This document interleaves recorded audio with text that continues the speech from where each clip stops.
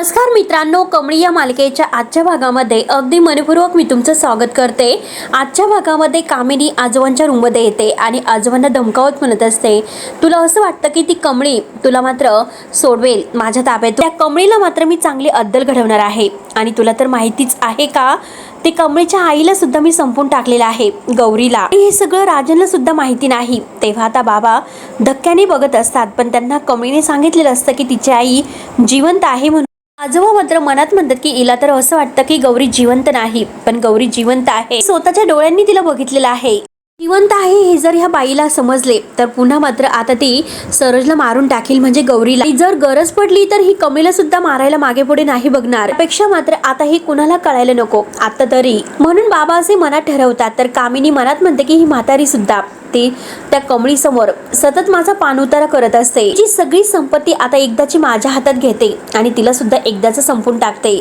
ती जर मेली तर मात्र तुझं काय, तू तर आपोआप मरून जाशील। तेव्हा आजोबा मात्र कामिनीकडे रागाने बघतात। तेव्हा आता कामिनी हसते आणि म्हणते की अरे, मला तर भीती वाटली होती, परंतु आता ठरलेलं आहे या महिन्याचा माझा जो काही आता हा जे करण्याचं हे नियोजन आहे तर ते ठरलेलं आहे आणि ह्या महिन्यापुरतं मी तुला जगून देईल, त्यामुळे जग दादा, ह्या महिन्यापुरतं तू जग, म्हणून जोरजोराने हसते आणि तेथून जायला निघते। त्यानंतर आता इकडे ऋषी कमळीला घेऊन तेथे ते कबड्डी कोचच्या त्या कॉलेजवर आलेला आहे। तेव्हा तेथे गाडीतून आल्यानंतर कमळी म्हणते की ऋषी सर थँक्यू, तुमच्यामुळे आज मात्र मी लवकर इथे येऊन पोहोचले। त्यावरती मात्र आता ऋषी म्हणतो की नुसतं थँक्यूवर नाही चालणार, मला गिफ्ट हवं आहे। त्यावरती मात्र कमळी विचारते की गिफ्ट, आणि कसलं गिफ्ट पाहिजे? ऋषी हसतो आणि म्हणतो की बघ किती घाबरते, आणि काही नाही अगं, मला कबड्डीचा गेम बघायचा आहे तुमच्या, त्यामुळे मला तेवढंच गिफ्ट हवं आहे, बाकी कोणतंही गिफ्ट नको। तेव्हा आता कमळी म्हणते की अहो मी कशाला घाबरते, आता तुम्ही घाबरा नाहीतर आपल्याला लेट होईल, जा लवकरात लवकर, नाहीतर नयनतारा मॅडम तुम्हाला ओरडतील,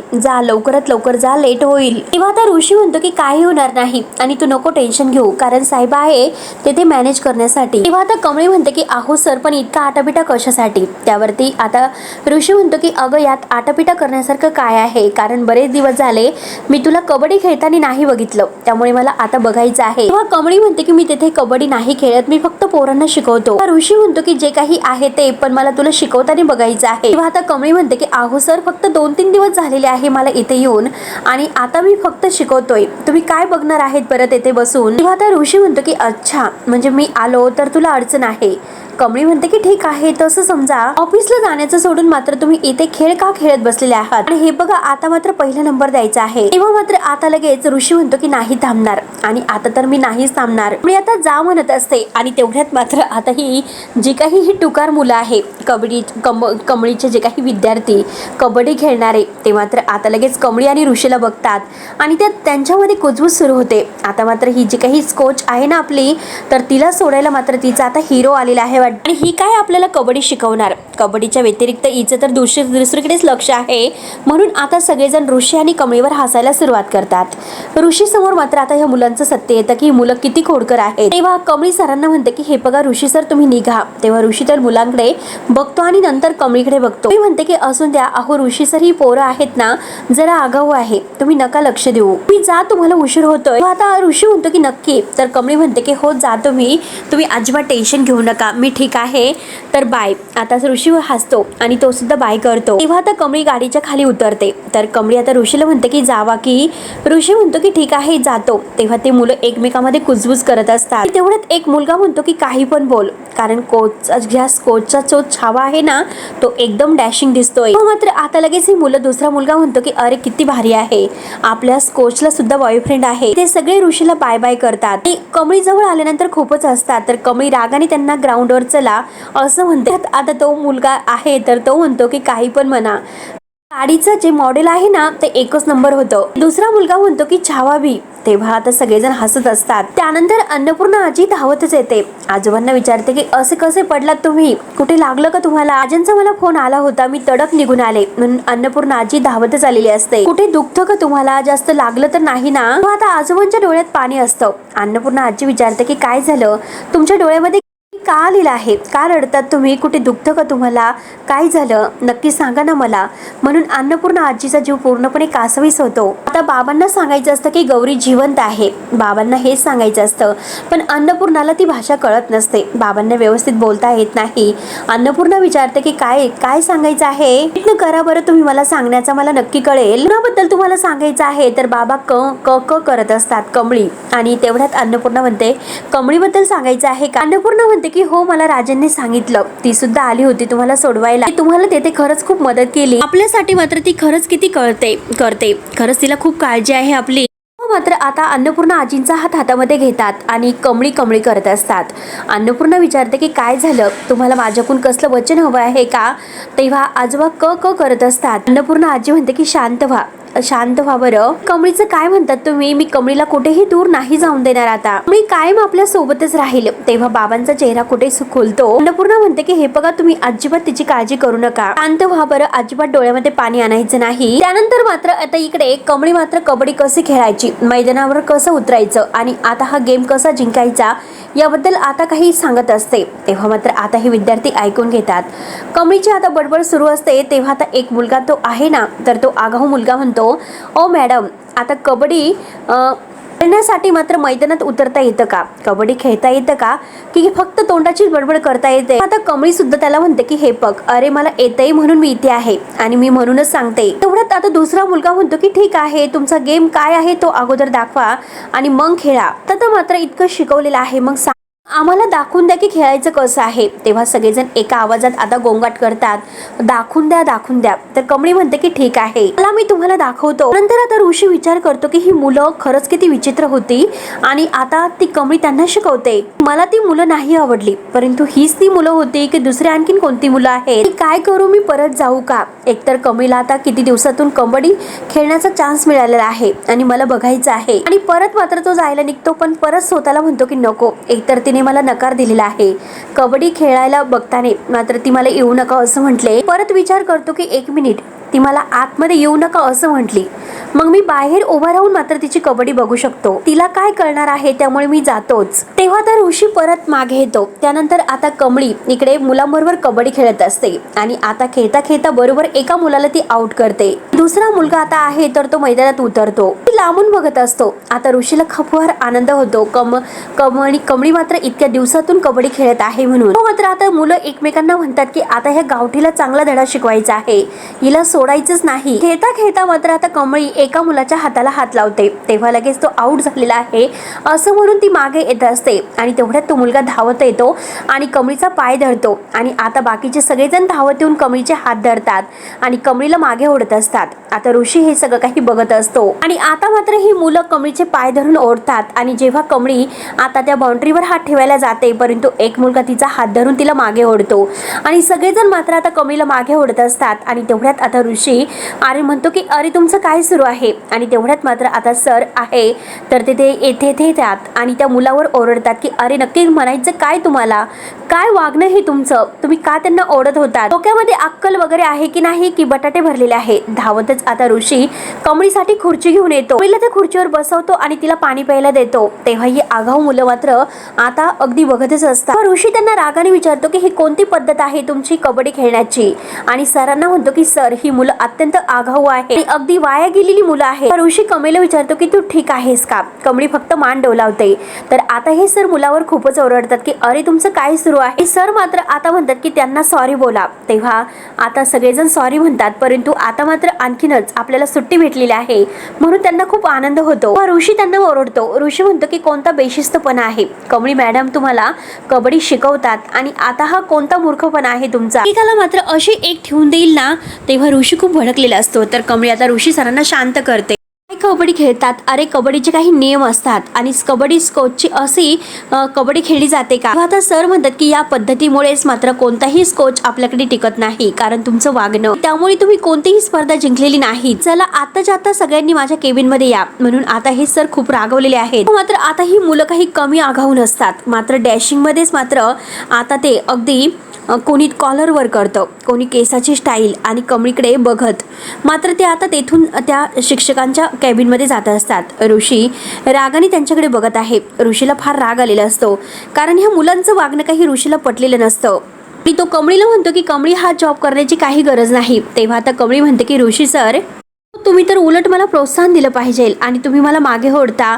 तर आता ऋषी म्हणतो की अगं, इतका जीवाचा आटापिटा करून आणि इतकं बेशिस्त मुलांना तू शिकवणार आहेस का? काय उपयोग होईल त्याचा? तेव्हा आता कमळी म्हणते की हो सर, मला मान्य आहे, मुलं खूप बेशिस्त आहे, परंतु जॉब तर करायलाच पाहिजे. ऋषी म्हणतो की अगं, तू कशाला टेन्शन घेतेस? हा नाही तर आपण दुसरा जॉब शोधू. आता कमळी म्हणते की सर, मी इथे आले तेव्हा काय ठरवलं होतं की 4 पैसे मिळतील म्हणून मी हा जॉब करण्याचं ठरवलं होतं, आणि सध्या मात्र माझ्यासमोर आता एक वेगळंच ध्येय आहे की हे ऋषी सर मात्र आता हे जे काही पोरं आहे तर ते मात्र जे काही चॅम्पियन ती कबड्डीची स्पर्धा आहे तर ती जिंकली तरच मात्र आता ही शाळा वाचू शकते, आणि किती काही झालं तरी ही शाळा मला बंद पडून द्यायची नाही. तेव्हा ऋषी म्हणतो की कमळी, अगं हा विचार तू करते, अगं ती मुलं हा विचार करत नाही. बघ ना त्यांचा बेशिस्तपणा कसा आहे. त्या बेशिस्त मुलांना तू ही ट्रॉफी मिळवून देणार आहे का?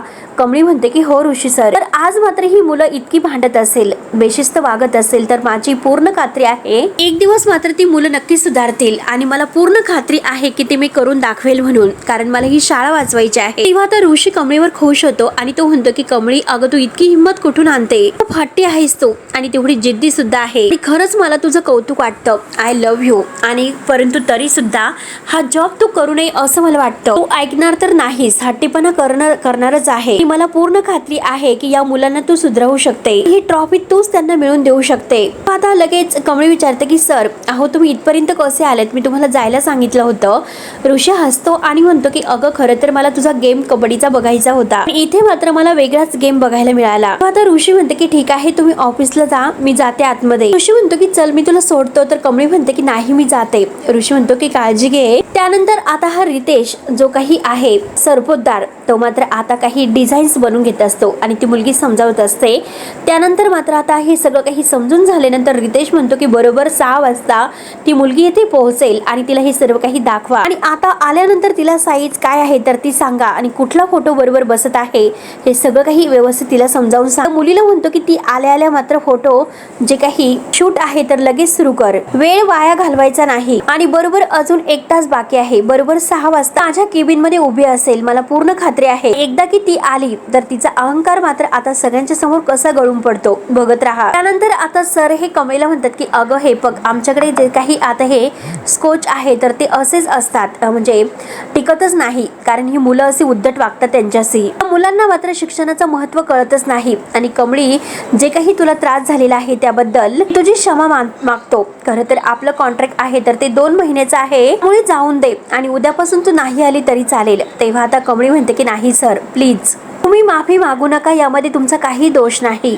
सर म्हणतात की अगं हे बघ, आता मात्र ती मुलं तुझ्याशी जे काही वागली ना, त्यामुळे तुझ्या जीवाला जर धोका झाला असता तर काय केलं असतं. आता लगेच कमळी म्हणते की सर, अहो असं काय करतात, हा खेळ आहे आणि खेळामध्ये आता ह्या सर्व गोष्टी तर होत असतात, मला सवय सुद्धा आहे. तेव्हा आता सर म्हणतात की अगं हे मुलांना शिकवण्याची जी काही जिद्द आहे, तुझी तळमळ आहे, ती सगळं काही मला दिसते, आणि म्हणून तर मात्र मी तुला जॉब दिलेला आहे. ही मुलं नाही सुधारणार. एका महिन्यावर स्पर्धा आलेली आहे आणि त्यात म्हणजे ही मुलं जर अशी वागली तर मात्र तूच सांग बरं कसं होणार आहे. मी म्हणते की ह्या सगळ्याचा दोष त्यांना देणं ही चुकीचं आहे. त्यांच्यामध्ये खेळण्याची वृत्ती आहे, खरं तर त्या खेळासाठी मात्र लागणारी शिस्त आहे तर ती तयार केली पाहिजे, आणि तेच जास्त महत्वाचं आहे. आणि हे बघा, मात्र मला त्यांची मजल कुठपर्यंत जाते हे बघायचं होतं, ती नक्की ते कमी कुठे पडतात हे मला बघायचं होतं. तेव्हा आता लगेच ते सर आहे तर ते म्हणतात की कमळी, खरंच मला तुझं कौतुक वाटतं, एवढं सगळं होऊन सुद्धा तू त्या मुलांना शिकवायला तयार झाली, तू त्यांना घाबरत नाही.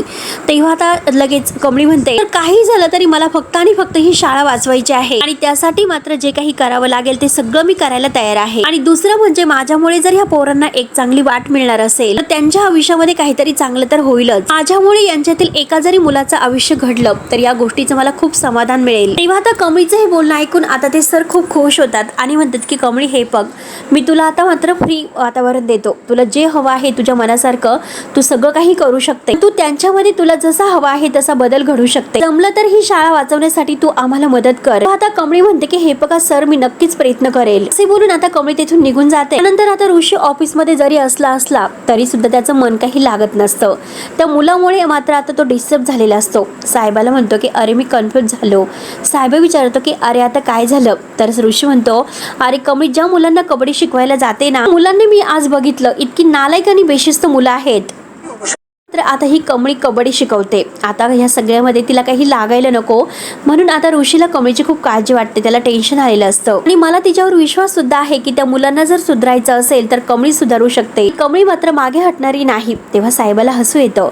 साहेब म्हणतो की हो अच्छा तुझा तर तिच्यावर इतका विश्वास आहे तर मग झालं. तू जो काही आता पहिल्यांदा विचार करतो की ती मुलं कमळीला त्रास देतील, असा विचार तू करूच नको. कमळी एकदम हट्टी आणि जिद्दी आहे. तेव्हा ऋषी म्हणतो की हो, मला माहिती आहे की ती कशी आहे. खरंच ती खूप यंग आहे. इतक्या जबाबदाऱ्या इतक्या कमी वेळात हँडल करण्यासाठी ते आपल्यासाठी सुद्धा सोपं नाही. या सगळ्यामध्ये तिचा अभ्यास कसा होईल हा सुद्धा एक खूप मोठा प्रश्न आहे. या सगळ्यामध्ये मला तिची मदत खरंच करता येत नाही, याचं वाईट वाटतं. तर साहेबा म्हणतो की अरे सरकार, तुमची जर मदत घ्यायची असती तर तिने नोकरीच केली नसती आणि तिला स्वतःच्या पायावर उभं राहण्यासाठी ही सगळं काही करते. तिला तिच्या आईची आता जे काही हे हॉस्पिटलचा खर्च आहे तो सुद्धा करायचा आहे. तिला त्यात शिक्षण सुद्धा घ्यायचं आहे आणि त्यात म्हणजे ती आता हे सगळं काही करत आहे. आता ऋषी म्हणतो की मला माहिती आहे की तिचा स्वाभिमान तिच्यासाठी खूप महत्वाचा आहे. कितीही संकट आली ना तरी सुद्धा ती पैशासाठी कुणासमोर नाही झुकणार. त्यानंतर मात्र आता कमळी इकडे येत असते आणि आता हे रितेश सरपोतदारची माणसं आहेत तर ते कमळीच्या समोर येतात आणि गाडी थांबवतात. तेव्हा आता नमस्कार कमळी असं म्हणतात.